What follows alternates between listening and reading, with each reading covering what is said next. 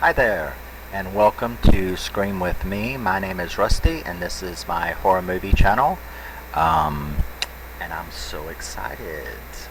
I'm so excited because now that I finished the Child's Play franchise, I wanted to go back and check out some more indie horror, my favorites, and I've been itching to get to a few of my Killer Kid movies, which is one of my top 3 subgenres of horror movies is Killer Kids. I just love creepy little kids who want to slash you. And we are going to talk a little bit tonight, or a lot in my case, about BrightBurn. BrightBurn is one of my top 5 Killer Kid movies of all time. I absolutely adore this movie beyond all explanation.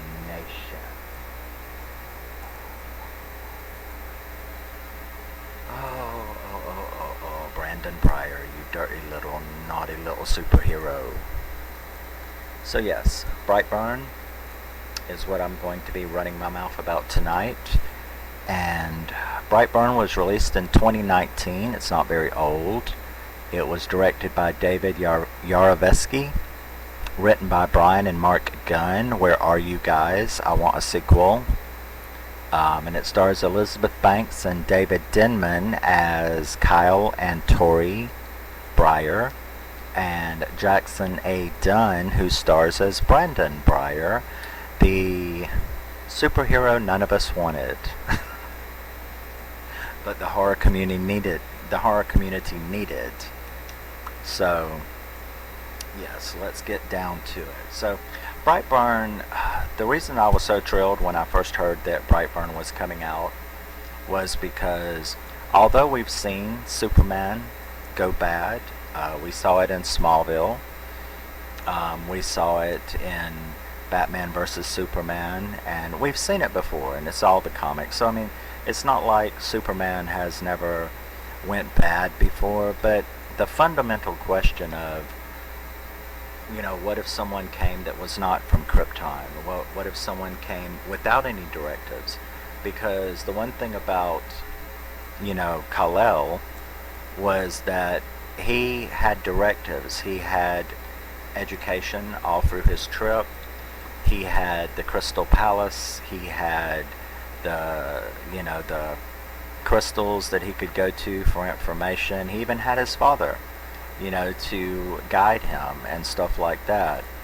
Well, what would happen if a superhero like Superman, the Superman story, came in an entirely different way? And that's the one thing about Brightburn is we don't know.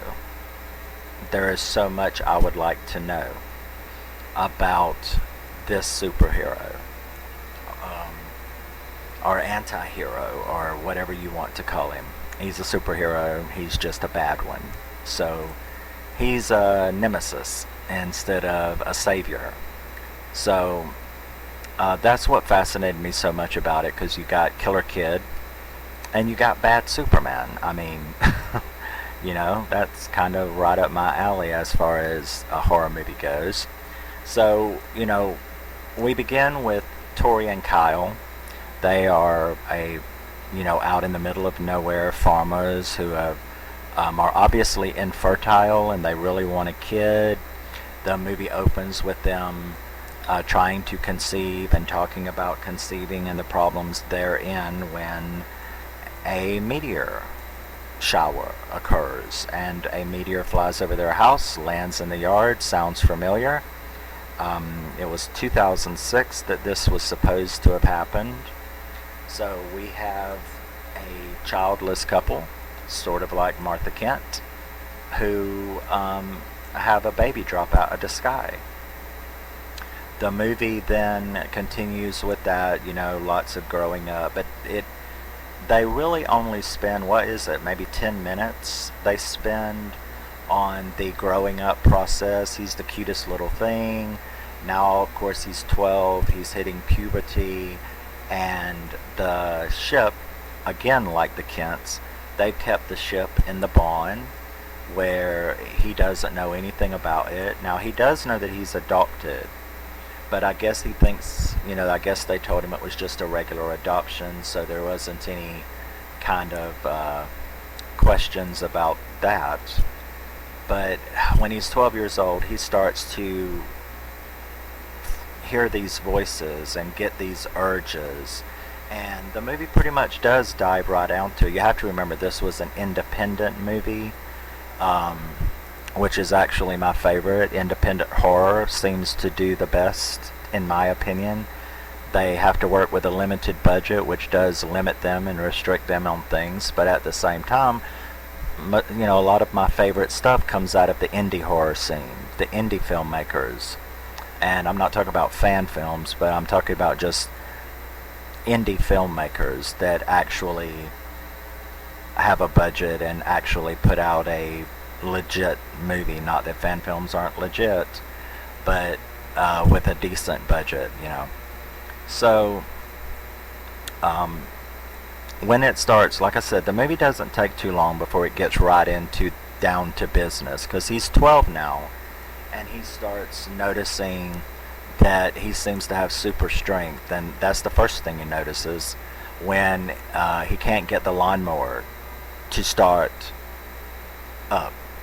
And he gets very angry, and when he pulls the cord, he actually throws the lawnmower about 100 yards down the field, and he goes there and actually gets the urge to put his hand in the lawnmower and stop the blade, which it does. So there's his first hint that he knows, he's beginning to know. I mean, he's a genius in school, he's beginning to notice these things, and that was the first time that he really had the knowledge that he was different in a whole, in a whole nother way.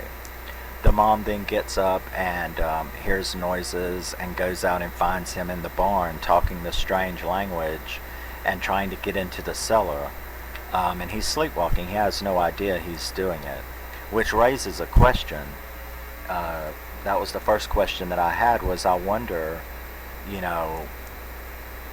can't really tell. I mean, is it a possession or is it an awakening? You don't really know. They kind of like hint at different things. I kind of think it's an awakening, though, because unlike Superman, this is where it kind of veers off. Unlike the Superman mythology, they had to watch the baby. When Clark was a baby, they had to watch him because he could lift a truck. But it seems like that Brandon, he doesn't know that, his powers have not manifested until he became 12. You're right there to witness his powers manifesting, because they had never showed themselves before. So we get into it right there. The first weird thing that they notice is the mom finds what at first she believes to be some kind of pornography, so it's giggle, giggle, ha-ha, oops, her and the dad. But they quickly realize that it's not. They instead quickly realize that it's like autopsy type photos. So this is not exactly Playboy going on here. It's more like Grey's Anatomy kind of stuff, and that would definitely concern me. And that leads to a pretty funny little scene where the dad takes him out into the woods to give him the talk. And I don't believe I've ever seen a more uncomfortable talk. Because the kid absolutely has no idea what he's talking about, and he's like, it's alright to touch it, and the kid's like, touch what? And he tells him, and he's like, should I do that right now? And the dad's like, no. I think the discussion's over. But that leads to him that very night. And this leads to another question of mine. His dad had said some things during that talk, which I don't really think were kind of what you should be doing. And that is, he basically told him what he should be doing at that age. You should be thinking about touching yourself and going after girls. Now, the kid didn't even know what he was talking about, and that very night, he seems to have chose that girl from school, and he goes to her bedroom, scares the absolute hell out of her. That's a really scary, or that's a really anxious scene when he's in that girl's bedroom, and it put a question into my head. He had not shown any signs of that. He had not done anything like that until his dad told him that's what he should be doing. So I think that was the first mistake right there. I don't think that him, because him as what he is, this alien, I don't think that he would have even thought of that yet, had not his dad pretty much kind of directed him that that's what he should be doing to be normal at that age. And that led him to go and, well, she was the one girl that spoke to him at school, so chose her. Because that's what his dad said, that he should be doing to be a normal 12-year-old, which is bullshit, to be honest with you. Everybody matures differently, and there's really nothing that you are supposed to be doing at 12 to be normal. That's not, psychologically, that's not true. So, there's kids that don't even get the urge or think about stuff like that till they're 14 or 15, and then there's some that are thinking about it when they're 10. So everybody is different. So that kind of was a little question that I had, was why did he choose that very night to then go and choose that girl? And so that was I think that was smart writing. I think this movie is very well written as far as giving you a lot of questions and debates to go on, which I love, little brainy horror stuff. So she, of course, doesn't speak to him that night, but the next day at school, which leads to a really cool scene, or gross scene, and that is the coach has them playing a trust game in the class outside, and she mistreats him. She does a very, very bad thing, and that is that she, the game is that you're supposed to fall back into your classmates' arms and you're supposed to trust them. Well, when it got to her turn to catch him, she just moved out of the way and let him crack his skull on the concrete. And I think had not he been an alien, that might have done a whole lot more damage, as we'll find out later about the strength of his head. But so he ends up, the coach is like, you're going to fail this class if you do not help him up. Now that was a real bitch thing for that girl to do. And when he reached up to grab her hand, he broke it. I'm telling you, he snapped her wrist like a twig.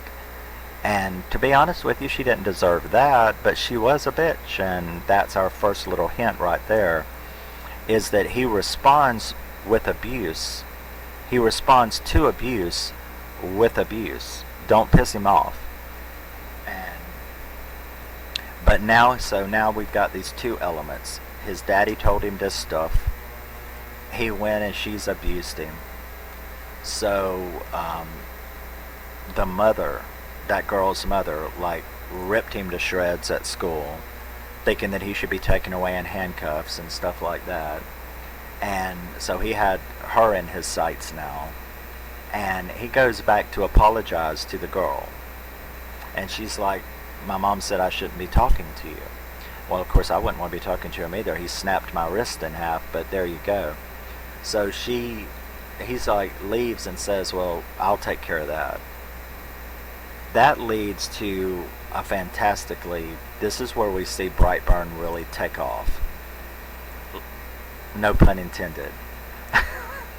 Because when the kill scene with the mother, that girl's mother at the restaurant, was brilliant.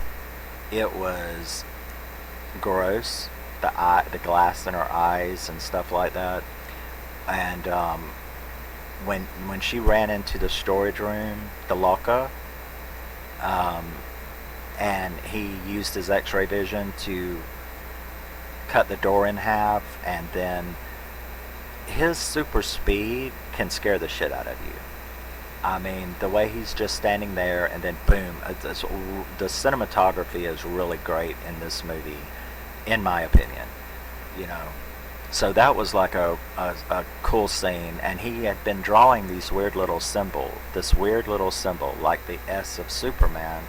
He's got this weird little BB type symbol, and he left it all over the windows at that place. So you've got the sheriff now really noticing that, and it almost looks like a signature, which it is a signature. So now this you know, girl's mother is dead, and we move on to the father. He is starting to suspect something, but the mother, she is sort of like I would be. It's like, my kid can do no wrong. I will not listen to such drivel. So he's in all kind of trouble. Of course, they think he's nuts. The mother does think something's wrong with him, but, you know, nothing significant. The father, however, is the one that is really starting to suspect that this kid is dangerous, a lot more dangerous than he thinks he is. And that leads us to her, the mom's sister is also the counselor at school. So the counselor at school is supposed to report to the sheriff if this kid, Brandon, is doing better, showing remorse, feeling sorry for what he did. And the conversations between them two are very, very interesting.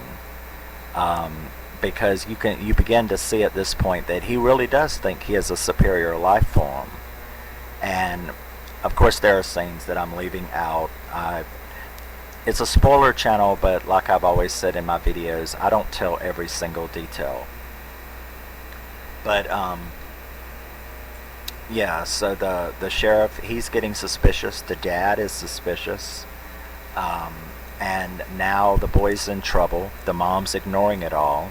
And he's having to be analyzed by his aunt, his auntie, who is the counselor. So when she tells him that, you know, what her job is and what she's got to do, which is talk to the sheriff, she's basically who is going to keep him out of trouble and out of sight. Because that's basically what he's been doing this whole time, is he's like, he realizes he needs to stay under the radar while he figures things out. And he ends up showing up at her house. And that is one of the most creepy scenes as well. When he shows up at the door, I think one of the coolest things that, you know, when she's like, I don't think it's appropriate for you to be here. And he's like, well, you said you were going to say something to the sheriff. And she's like, yeah, I have to. You know, just because you're family doesn't mean that I'm not going to tell the truth. And when he looks at her and says, I can't allow that to happen. You can't do that. It would not be good for me. It would not be good for my parents. And it would really, really, really, really not be good for you. That freaked me out, because you're, you know, I mean, put yourself in her shoes. You're his auntie or his uncle, and this is a 12-year-old who is looking at you and saying this stuff. And the way he said it was, all I know is if it was me, I would have been like, you're the greatest kid in the world. That's what I'm going to tell the sheriff. Bye. Because I don't think that there was any misconception about what he meant. And I would have definitely, you know, eased his worry as far as that. I would have understood what was going on. So that leads to, you know, really crazy. She goes to bed. She thinks he's gone. He's actually still in the house. And he creeps into her bedroom, and God only knows what he was going to do. But her husband comes home, his uncle. And that is a fantastic scene, because another thing about the cinematography in this movie is if you blink, you can miss some really cool scenes that, like, when I watched it, like, there are things that I didn't see the first time. Like when he was in that little girl's bedroom that I told you about a while ago, there is a split-second scene where he is behind the curtain and you do see him. I didn't see that the first time. Then when the uncle was in the bathroom and he's shaving, he's up on the wall in the corner like a fly. And I didn't see that the first time either. So I think the cinematography was really great, the way they stuck that little stuff in there.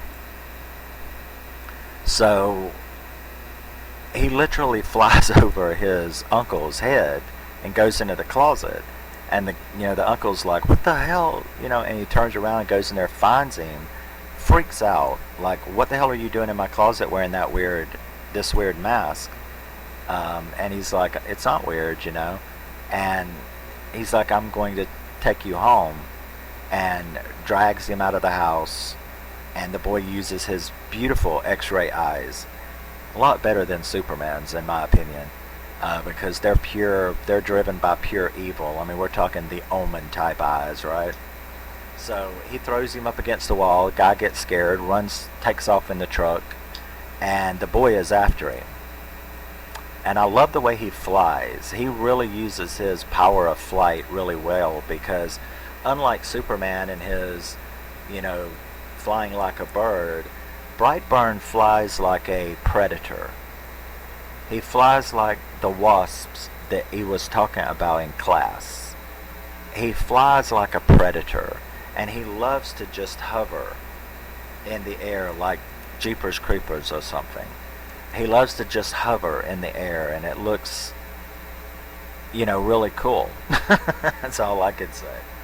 But that leads to him killing his uncle with the truck by picking it up off the ground, picking it up into the air, and then smashing it down. And that is one of the goriest scenes. I still cannot, watch when the uncle hits the steering wheel, because it basically rips his whole bottom jaw off.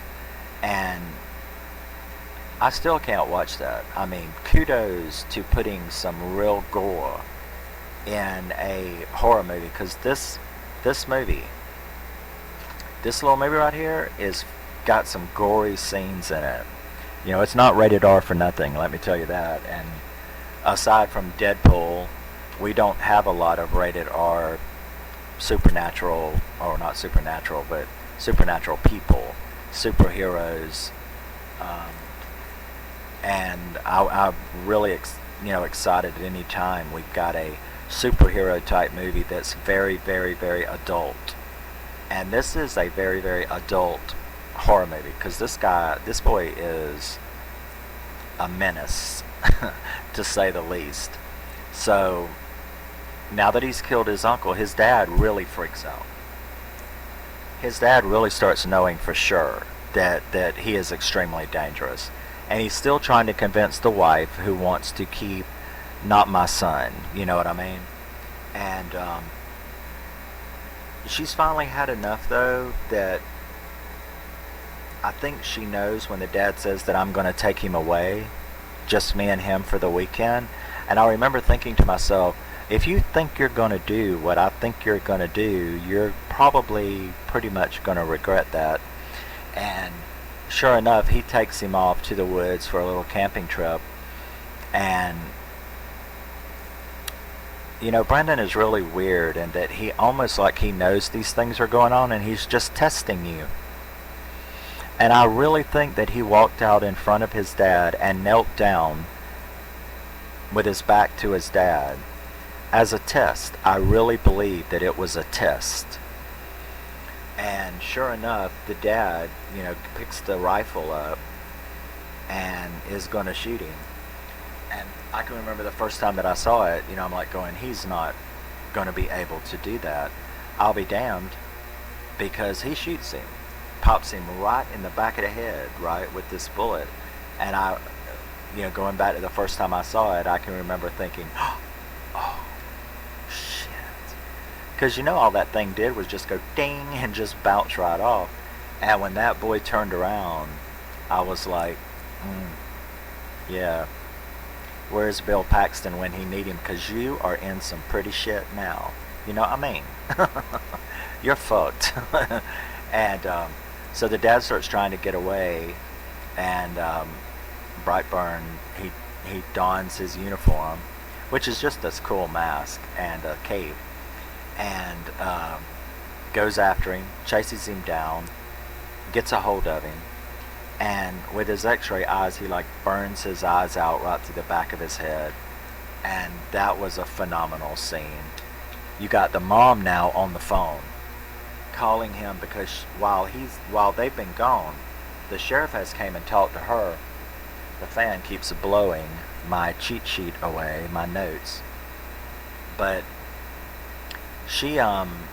the sheriff has came because he looked at the pictures and he saw that symbol at Josh's murder scene and at the restaurant where that woman was killed.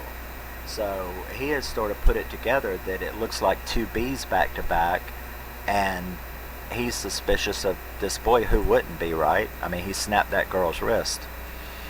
So she of course told the sheriff to leave, and she had went up to the bedroom where she had, got into his notebooks and saw all of the drawings of the murders and the symbol.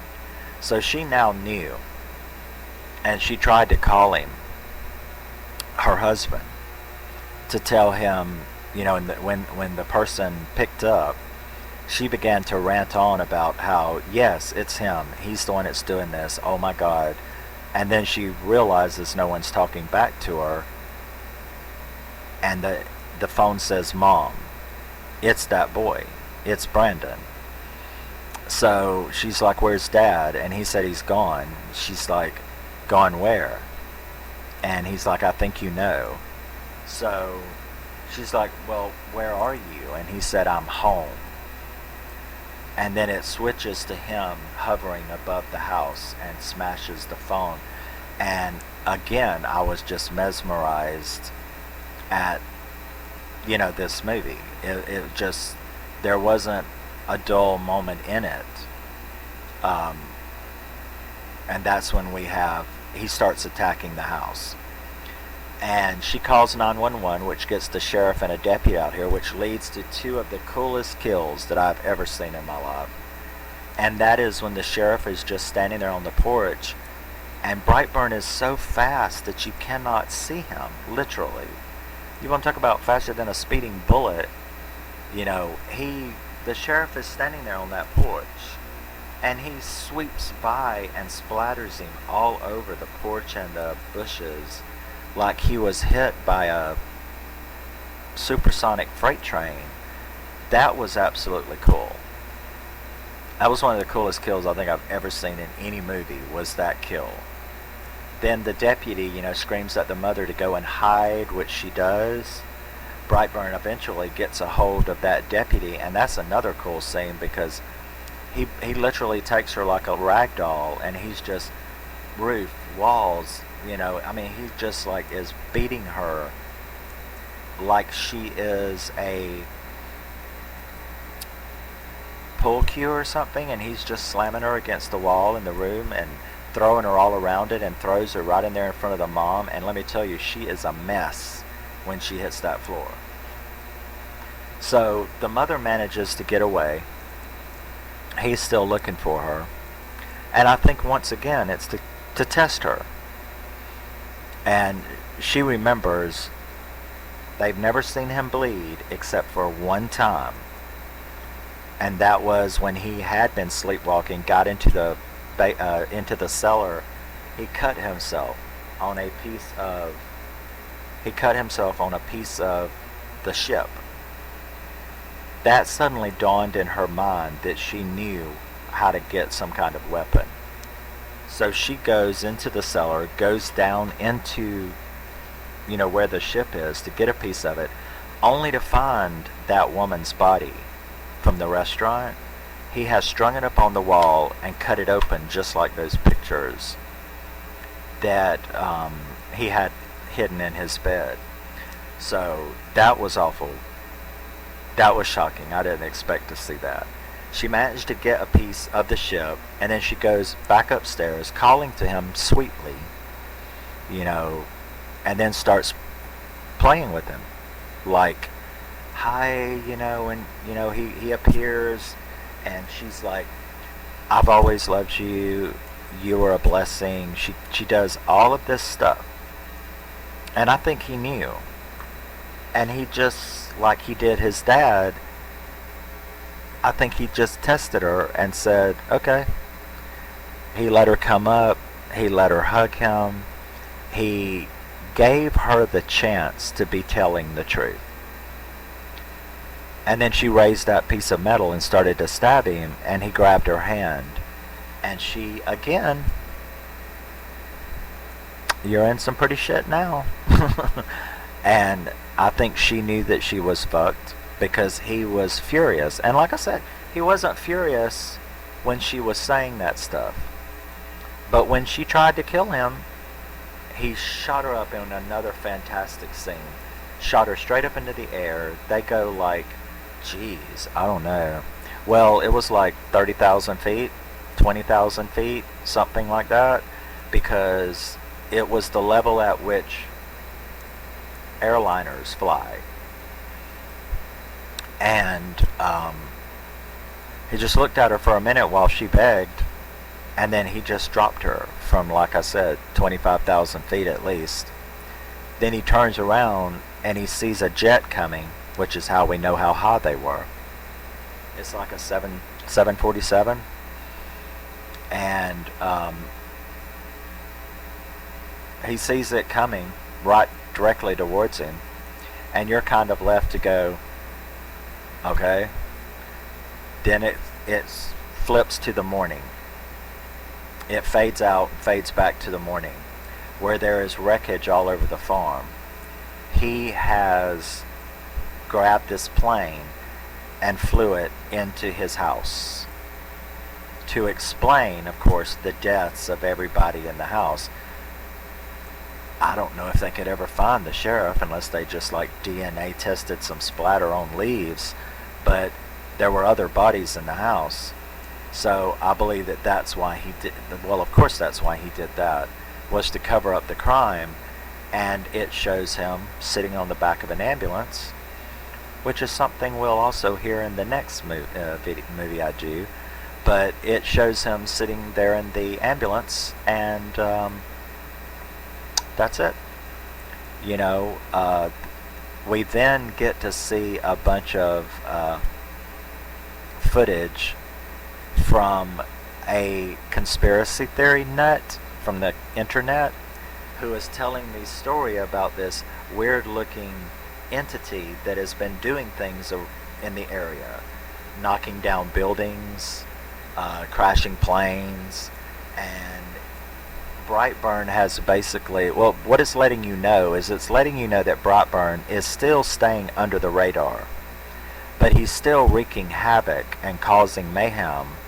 And the only people that are doing is this like conspiracy theory nut who is on the internet showing footage and talking about there's this alien thing, this alien is loose destroying things, but of course he's relegated to conspiracy theorist when we all know that it's the truth. So that was like a fun way to end the movie, in my opinion, was for them to do that.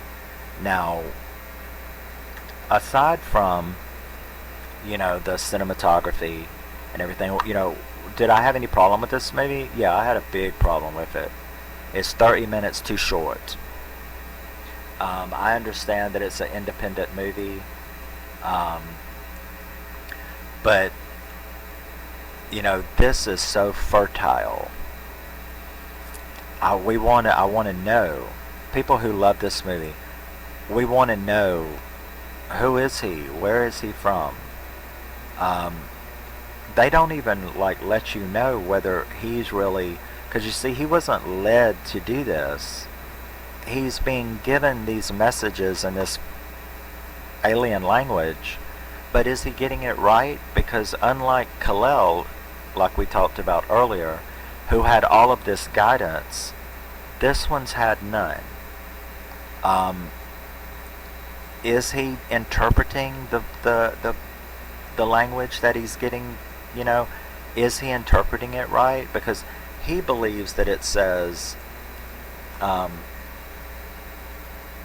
take the world. That's what he believes he's being told to do by the ship that he came in. But there's no real way to know that. You know, is he interpreting it correctly or not? This movie is so fertile with debate and thought. Another big debate that I've had with people who loved it was, do you believe that he would have hurt his parents had they not tried to harm him? The evidence the movie has given us says no. So I'm on the no side of that debate, because he didn't really do anything except to those who were a threat. Now granted, the 200 and something people in the plane, he obviously didn't care. But as far as the individual attacks, every single one of them did something to him. Now, despite him having issues with his mom, his dad, despite all of this stuff going on, you know, he never did anything to them. The one time he showed his strength to his father, he backed off, you know, pretty quickly. He did not hurt his dad until his dad shot him in the head with a rifle. And up to that point, he was willing to let him be his dad. And the mom was the same way, you know. Even though he had murdered his dad, he still gave her a chance and even acted like he believed her when she was coming up telling him that she would always back him up, that she would not be, you know, she would stand up with him and for him, that she loved him. And he let her go right up to the point where she tried to plunge the big piece of ship metal into his back. And then he became enraged. He wasn't enraged before, but the look on his face was a look of hurt, betrayal, and then he killed her. So, you know, that leads to the secondary part of that debate, which is, if you were his parent, what are you going to do? You know, well, you know, publicly we're all supposed to say the moral thing. Oh no, he's bad, he killed people, he's murdered people, we wouldn't stand up for our kid who was doing that. But what do you say privately? Because the fact is, it is their child. They, you know, there's that game that people play called Scruples, where you're asked moral questions and the game is, you know, what is your answer going to be? I don't know, you know, I mean, there you go. That's one of the interesting questions of this movie is, what would you do? This is your kid. I firmly believe that if his parents were like, we raised an alien, let's see if we can help support and stop him maybe in a different way. If they accepted him as who he was, despite all the naughtiness he was getting up to, would he have killed them? And I don't believe that he would have. I believe that as long as they backed him up, they could have continued to try to interfere and maybe change him. But they didn't give him the chance. They didn't give themselves the chance. And in all honesty, I might have made the same decision that they did later on, but honestly wouldn't have at the very beginning. Not when they did it. I would have been like, oh my God. I mean, after all, they knew where he was from. They knew he was an alien. It's not like this is a big surprise to them. Him turning out to be a bad one is certainly a surprise, but I would have tried to talk to him. I would have tried to help him figure out who he was, what this ship was, where is he from, are you sure that that is what the ship is telling you to do? Um, yeah, so that's one of the little interesting things that I get out of this movie, is that it is brainy. So there we go. The movie ends with him sitting on the back of the ambulance, and you are left to know that he is continuing his mayhem, and who knows what's coming. I've often said about indie horror that there's a lot of indie filmmakers that would probably be very, very happy if I was a billionaire, because I would be funding all kind of shit like a sequel to this. I support independent filmmaking, independent horror community with my money, like this. And that's what I would urge you to do. So that's my little breakdown and rant about my love of BrightBurn 2019, starring Elizabeth Banks, David Denman, and Jackson A. Dunn as the bad boy. So yeah, I would urge you out there to please support independent horror filmmaking by buying their DVDs or buying their Blu-rays, or buying the digital copy, I guess, at those streaming places that have it or whatever. But yeah, please support independent horror, and I do it by buying the DVDs and Blu-rays, and that was my way of supporting them. And so yeah, and doing stuff like this, you know, I love to spotlight independent horror movies on my channel and give love to the lesser known and indie horrors that are all out there somewhere, and bring your attention to them, bring the horror community's attention to them, and that will do it for this movie. Love you, miss you, bye. Oh, wait. This is funny. A little side trivia, personal side trivia. The end credits of this movie has a song called Bad Guy. Now, when I bought this movie, which was very shortly after it came out, I loved the song at the end of this movie called The Bad Guy. And I immediately went looking for it, like, what is that song on BrightBurn? And they were like, well, it's a song called Bad Guy by Billie Eilish. Now, I had no earthly idea who that is. I'm a metalhead. I don't really listen to the radio pop and shit like that, so I had no idea who Billie Eilish was. And I thought it was a boy. If you go and listen to the song Bad Guy, that's a boy talking about being a bad guy. So I thought it was a boy. I mean, after all, it is a song called Bad Guy. The lyrics is a bad guy talking about being a bad guy. And I thought that it was a boy named Billie Eilish. So I go to YouTube and I look it up, and there's a video for it. And I watched it, and yes, it is the correct song. And I'm like, who is this 3-day dead girl? You know, that freaked me out that it was a girl, because I thought it was a boy singing the song. So whatever, you know, I mean, that was cool. I was like, oh wow, I thought that was a boy. But I immediately didn't like her personally, though, because that girl looks strange. I mean, she looks like she's 3 days dead. Excuse me. I'm not talking like a zombie, and I'm not talking about like decomposition. There is a period.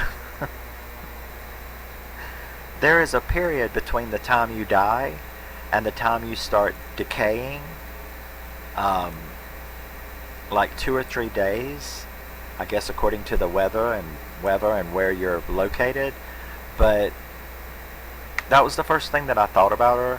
I was like, the girl looks like she just died 2 days ago. She's not rotten or zombied or decomposed or anything like that. She just looks dead. So, because I liked this one song, I started looking through her other videos and looking at pictures and stuff like, who is this Billie Eilish person? And It was all the same thing. I absolutely I hated every other song that I found. And I know people are out there fainting right now going, okay, I gotta rip this guy to shreds because he hates Billie Eilish. Well, I just think she is like, aside from looking 2.5 days dead, which I've yet to see her not look 2.5 days dead, I've hated everything she's done, every other song and all. Now, someone did one of her videos tell me that, because I think I commented on the bad guy video or something, but they told me, they said, well, you know, Billie Eilish said in an interview that her biggest wish is to make one song for every single person on the planet. If she could, if she could make one song for every single person on the planet and they hated everything else, she would be happy. And I'm like, then she got her wish, because I love that song from this movie and I cannot stand anything else that she does, on top of looking 2 days dead. But yeah, I thought that was just interesting that I never heard of her. This is where I heard of her from. I love this song. I can't stand anything else that she's ever done. But I will see you in the next video. And to those who are now going to rip me apart, if they are, it's my business. I have my opinion like everybody else does. And, I can hear them out there right now screaming, screaming it. How dare you hate Billie Eilish, or hate her music, and I'm like, well, I can't tell you. Why? Well, it's simple. 'Cause I'm the bad guy. Duh. I'll see you in the next one.